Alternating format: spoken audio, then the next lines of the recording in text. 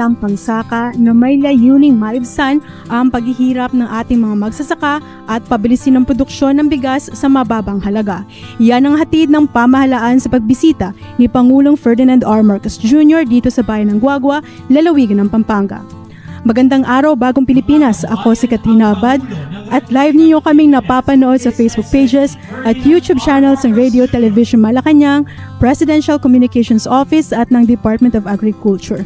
At dumating na nga po ang Pangulo dito sa Barangay Pulong Masle, bayan ng Guagua, kung saan siya ay sinalubong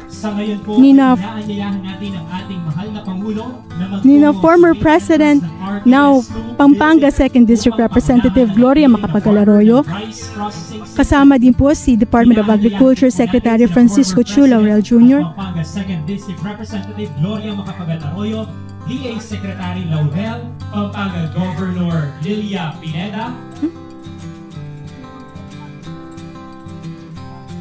Guagua Mayor Anthony Ton Torres, PhilMec Deputy Director Dator, upang saksihan ang unveiling ng marker.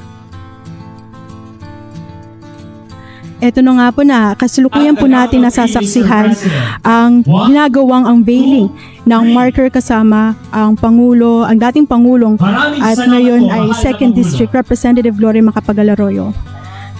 Kasama rin po si Agriculture Secretary Francisco Chu Laurel Jr. at ang Guagua Municipal Mayor Antonio Joseph Torres at PhilMec Deputy Director Joel Dator.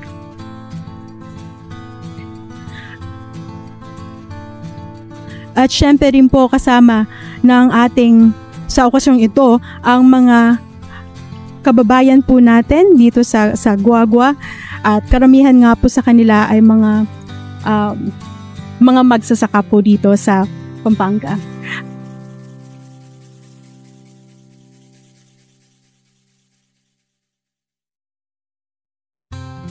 At para bigyan tayo ng malalimang kaalaman sa magiging aktibidad ng Pangulo, makakasama natin si Engineer Roland Ruiz ng PhilMec. Magandang araw, Sir Roland. Magandang araw din po, Miss Kat. Okay, Sir Roland, bigyan mo naman kami ng information. Ano po ba itong rice processing system 2? So, ang rice processing system 2 po ay kinabibilangan po o may nilalaman po na 2 units na recirculating dryers na may capacity po na 12 tons bawat dryers at isa pong 2 to 3 tons per hour capacity na multi-stage rice mill. So, tinawag po natin itong state of the art dahil ito po ay binubuo ng pinakamoderno, episyente at mataas na kalidad na teknolohiya, disenyo, at yung pong kagamitan para makagamit ng pinakamataas na antas, yung pagganap, reliability, at yung pong seguridad po at ating pong benepisyo. Ang ating pong multi-stage rice mill ay isang state-of-the-art na pasilidad na ginagamit upang iproseso ang palay at gawing dekalidad na bigas na handa para sa ating merkado. Ang pasilidad po na ito ay binubuo ng sunod-sunod na mga bahagi na may kanya-kanyang tungkulin sa paglilinis, paghihiwalay at paghahanda ng bigas o pagpapaganda ng bigas. Kabilang dito ang pre-cleaner, destoner, husker, paddy separator, whitener, sifter, grader, polisher at color sorter na tumitiyak na ang bawat butil po ng bigas ay malinis at mataas ang kalidad. Mayroon din po itong blending tank at automatic packing machine na ginagamit para mapaayos o mapabilis po ang paglalagay ng bigas sa sako na maaaring hati-hatiin sa 10 kilo, 25 kilos or 50 kilos po ayon sa pangangailangan po ng merkado. Upang mas mapabuti rin po ang operasyon, mayroong rice hull bin para sa mga ipa, dust collection system upang mapanatiling malinis ang kapaligiran, at isa pong air-conditioned controlled room para maayos at pagmamanman po dun sa ating pampamahala sa buong proseso.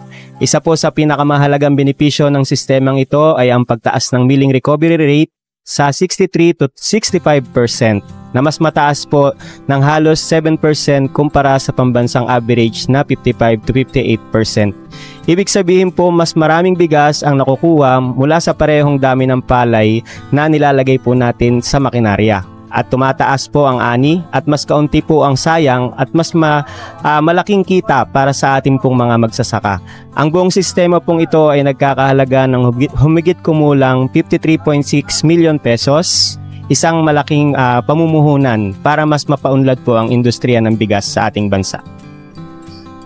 Sir, matanong ko lang, sir, ilan na po ba yung nabigyan nitong RPS-2? Sa ngayon po, meron po tayong 53 RPS-2 sa buong bansa at may kabuuan po ang ating pong RPS from 1 to 3 na 145 na units na po. At ito po ay simula nung administrasyon po ng ating pong mahal na presidente. So natapos na po, na-establish na natin ang 118 po dito at yung pong mga natitira ay inaasahan po natin na matatapos po hanggang ngayong taon. Sir, bakit po dito sa lalawigan ng Pampanga, particular na ang bayan ng Guagua, ang napili para itayo po itong RPS-2? Ang Guagua po ay isa sa pinakamalaking rice producing municipality po sa probinsya ng Pampanga na mayroon pong 59,903 hektarya. Tinataniman po ito ng palay na sa pamamagitan ng pasilidad po na ito ay matutulungan po ang ating mga magsasaka sa pagproseso po ng kanilang mga aning palay hanggang sa maging bigas po ito. At ito nga po nakikita natin, umiikot po ang ating Pangulo sa RPS-2 facility upang tingnan ang mga makinarya sa loob ng pasilidad habang binibigyan siya ng briefing ni PhilMec Deputy Director Joel Dator. Ilan nga po, sa nabanggit nga po, ilan po sa mga key components ng pasilidad ang recirculating dryers at multi-stage rice mill. Dito din ay nasasaksihan ng ating Pangulo ang paraan ng pagpoproseso ng palay upang gawing dekalidad na bigas na handa para sa merkado. Makikita din po natin sa dulo ng pasilidad ng recirculating dryers upang patuyuin ang basang palay sa kontrolado at epesyenteng paraan. Sir, ngayon sir, nasa saang bahagi na po ba ng pagpoproseso ang ating Pangulo? Sa ngayon, parang nakikita po natin dyan is nandun po tayo sa whitener kung saan po na pinapaputi yung ating pong pinaprocess po na bigas. At after po niyan ay pupunta po sila dun sa ating pong blending tank o yung polishing machine. So dito naman po nila mas lalo pong pinapaganda yung kalidad po ng bigas po na pinaprocess po natin. So ito sir, pag once na process na po ito,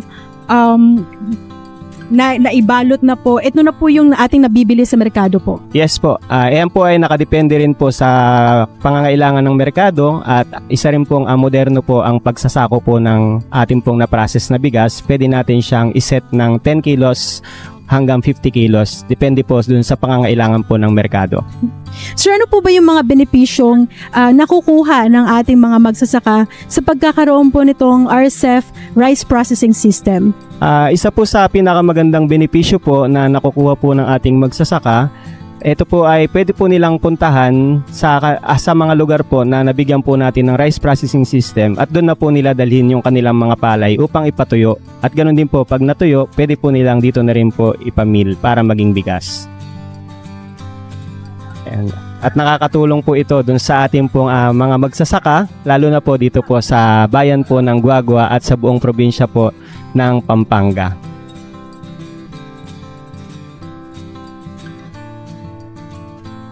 So doon po sa ating pagproseso, ito nga po ay meron pong kakayahan na magproseso ng 2 hanggang 3 tonelada kada oras. So 2 to 3 tons po or 40 to 60 bags per hour kaya po niyang iproseso at gawin po niyang bigas. Sir, ilan po ba yung natitipid sa pagkakaroon po ng ganito? So sa katipiran naman po, since ito po ay subsidy po ng gobyerno, binigay po natin ng walang bayad sa ating pong benepisyaryo, inaasahan po natin na ang singilan po dito ay mas mapapababa po natin. Ngayon sir, asa na po si Pangulo? Ano po ba yung... So ngayon po kasalukuyan po natin nakikita po ang ating Pangulo dito po sa loob ng control room. So kung saan po pinapakita po rito yung ating pong mga switches or controls ng bawat components po ng ating rice mill. So ang kagandahan po sa ating rice mill, hindi lang po siya isang button na papaandarin, kundi pwede po nating paandarin at patayin yung ibang components para rin po mas makatipid po tayo sa konsumo at mas mapaganda po yung process po ng ating pong mga palay na gagawin po nating bigas. Sir, once na turnover po itong RCEF Rice Processing System, sino po yung magmamanage po nito? So, ang ating pong rice processing system po ay pinagkaloob po sa probinsya po ng Pampanga at ito po ay imamanage po ng local government unit po dito po sa Guagua. So, ang makikinabang po nito ay ang mga farmers po natin from Guagua at syempre sa buo pong probinsya ng ating pong Pampanga. So nasasaksihan po natin ngayon na ang ating Pangulo po kasama ang ating Deputy Director, si Director Joel Dator at ating pong mahal na Secretary Laurel na papunta po o patungo dun po sa ating drying facility. So ito na sir yung last part po ng RCEP rice processing system. Yes po. Actually, mauuna po ang ating pong dryer bago po ang rice mill. So sa orientation lang po ng ating pong building or warehouse, nauna lang po ang rice mill dahil mas maluwang po ang area dito sa harap compare po dun sa likod. Pero sa proseso po natin, inuuna po talaga ang dryer and then after po natin i-dry ang palay, tsaka po natin siya imimil. Sir, paano po ba tinutukoy ng PhilMec kung saan itatayo po yung RCEP? Like for example, ito po, I think this was a donation po ng lokal na pamahalaan? Yes po. Ang lupa pong pinaglagyan po nitong warehouse. So sa phase 1 po ng RCEP natin, ang warehouse po ay hindi po kasama dun sa package po ng ating pong RPS. So ito po ay sasagutin ng beneficiaryo o yung mag-a-apply po dito sa ating pong facility. At kapag po na-approve po, kailangan po meron po silang lupa na ibibigay o idodonate po dun sa magiging beneficiaryo po natin. So nagpapasalamat din po tayo dahil ang lupa pong ito ay dinonate po ng dati pong barangay captain po dito po sa barangay ng Pulong Masle sa munisipyo po ng Guagua. So pinatayuan po ni Guagua, LGU ng Guagua ng warehouse at ito po binalidate ni PhilMec at nakita po natin na pasado dun sa qualification po ng RPS at marami po talaga siyang matutulungan na mga magsasaka dito po sa lugar kaya ito po ay pinagkaloob po natin sa LGU po. Sir, ilang sakong bigas ba ang kayang iproseso nitong rice processing system? So, kada araw? Opo, doon po sa ating rice mill na banggit ko nga po kanina is 2 to 3 tons per hour. So kada oras po kaya niya po magproseso ng 40 hanggang 60 bags po ng palay para gawing bigas. Doon po sa ating dryer meron po itong 12 tons capacity. So bawat isa. So may 24 tons capacity po ito. Kaya po niya hanggang 480 na bags na tuyuin sa isang salang. So yung pong ating drying time naman umaabot po ng 8 hanggang 10 oras. So mula dun sa mataas na moisture content hanggang dun po sa 14% na ready to mill or yung maaari na po natin siyang gawing bigas. Sir, paano po ba mag-apply mag-request na matayuan ka nitong RCEP rice processing system? Opo, sa ating pong RCEP 2.0 po ngayon or yung phase 2 ng RCEP, ang kagandahan po, kasama na po ang warehouse doon po sa ating pong package. So kapag nag-apply po ang ating mga magsasaka, ang gagawin po ni PhilMec ay ibabalidate po ang lugar, hahanapin po ang dokumento na kailangan po ay naaayon po dun sa mga kwalifikasyon na kailangan pong mag-qualify dun sa RPS. So unang-una po dito, dapat nga po active po ang ating samahan, nakaregister po ito at meron po silang accreditation from DA para sa RCEP. At yung counterpart po nila is yung lupa, dapat po ay titulado at nakapangalan po dun sa samahan po na mag-a-apply. So, after po ng validation, titignan rin po ang kanila pong financial statement or yung capability kung kaya po nilang i-manage or i-sustain ang ating pong rice processing system. So, kasi ang kailangan po dito ay sustainability and profitability. So, dapat may pondo po ang samahan para po mapagana o ma-manage po ng maayos yung ating pong rice processing system. So, kaya sir, mahalaga talaga sir na yung ang mga farmers po natin na napapabilang sa mga cooperatives. Yes po, kasi sa mga kooperatiba at asosasyon po, mas madali po nating nakikita yung boses po ng ating mga magsasaka at mas marami po yung nakakakuha po ng benepisyo. So kumpara po kung ibibigay natin ito sa mga individuals o mas kokonti po ang makakapag-benefits. At the same time, pagdating po ng panahon, ito ay sosolohin lang po kung individual po yung ating pong mga pagbibigyan. At mapalakas din po o maging competitive din ang ating pong mga farmers sa pamamagitan ng kanilang mga samahan, makapag-compete po tayo sa ating pong mga katabing bansa na kung saan ay ito pong mechanization ay malaking tulong po talaga kung ipo-provide natin sa ating pong mga magsasaka. Sir, may mga particular po ba kayo qualification na kailangan po ba itong lalawigan na to ay napapabilang sa rice producing provinces para at least makakuha nga po ng ganitong mga mga makinarya mula sa ating pamahalaan? So alam naman po natin na ang Pilipinas po ay pangunahin po natin talagang pagkain ay bigas. So at pangunahin po nating tinatanim talaga ay palay.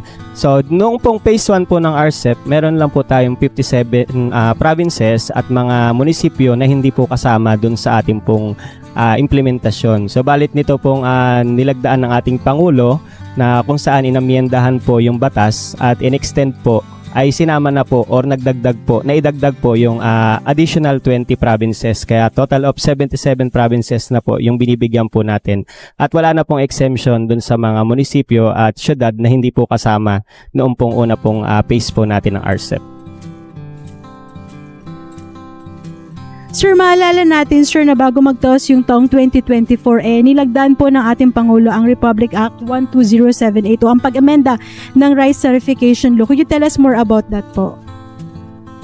In terms of yung pong pag-extend po ng extension ng RCEP to 2031 at yung pong pagpapataas ng pondo, ilan po ba yung inalaan na budget for rice mechanization po? Apo. Sa rice mechanization po, yung phase 1 natin ay meron pong 5 bilyon kada taon ang PhilMech na pondo o kalahati po ng 10 bilyon. At dito po sa extension, halos dinoble po yung pondo natin. Ginawa po itong 9 bilyon para po dun sa mechanization component po ng RCEP.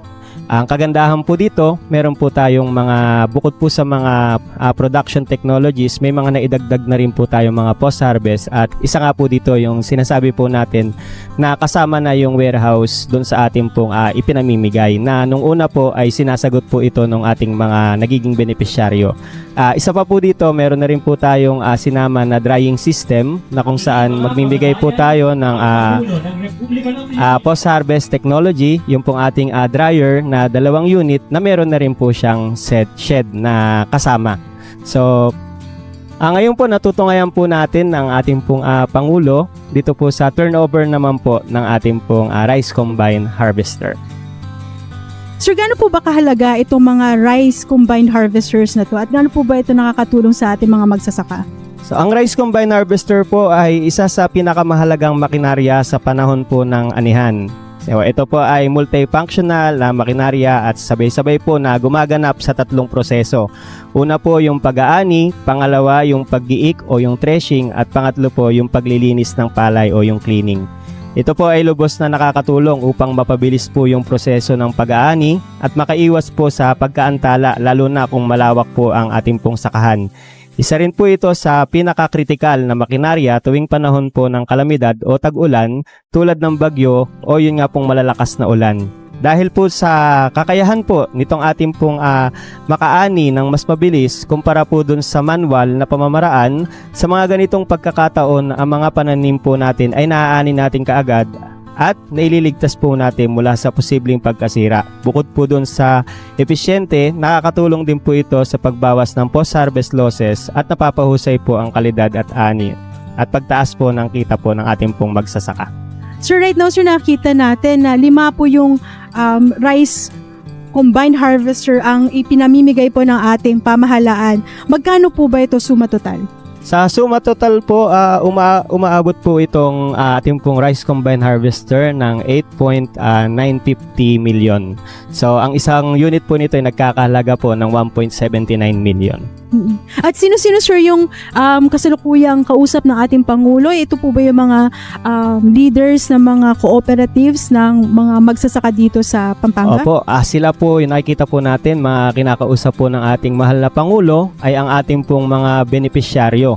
So ito pong mga benepisyaryo po natin ay nanggaling po dito sa bayan ng Florida Blanca, Mexico, Santa Ana at Magalang, Pampanga. Sila Carmencita Farmers Association, South Gumain Multipurpose Cooperative, SBMEX Farmers Association, Barangay Sepong Ilog Farmers Irrigators Association at kasama rin po sa ating pong benepisyaryo ang Municipal Local Government Unit po ng Magalang.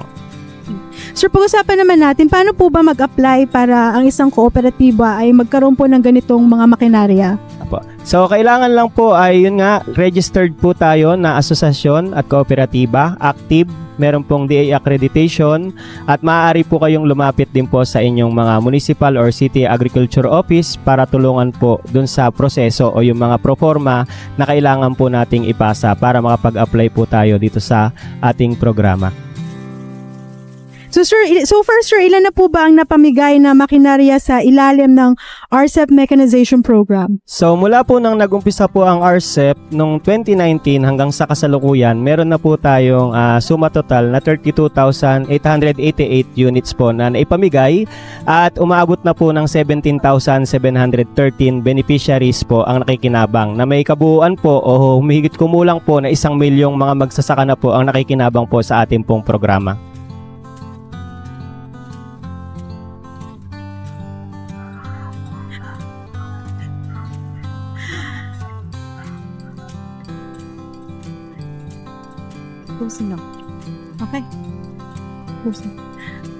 Okay, at ito na nga po nakita natin na ang dami nga po nagpapapicture sa ating Pangulo kasi po ito po ang kauna-unahang pagbisita ng Pangulong Bongbong Marcos dito po sa Guagua.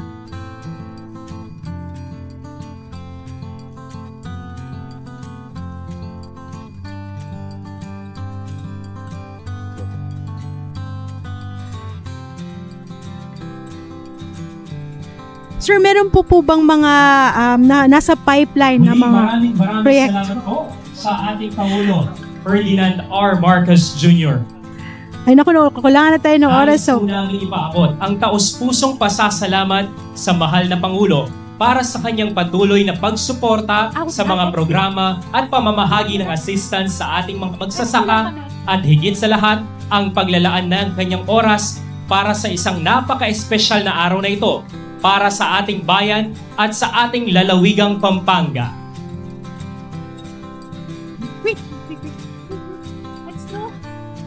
Okay. At dito na po nagtatapos ang aming live coverage pero bago yan, isang mahalagang paalala. Bilang bansang kilala sa kasabihang rice is life, huwag po sana nating sayangin ang bawat butil ng extra rice. At huwag pong kalimutin na mag-exercise. Kaya po, ako po si Katrina Abad ng RTVM. At ako naman po si Engineer Roland Ruiz. Magandang araw, Bagong Pilipinas.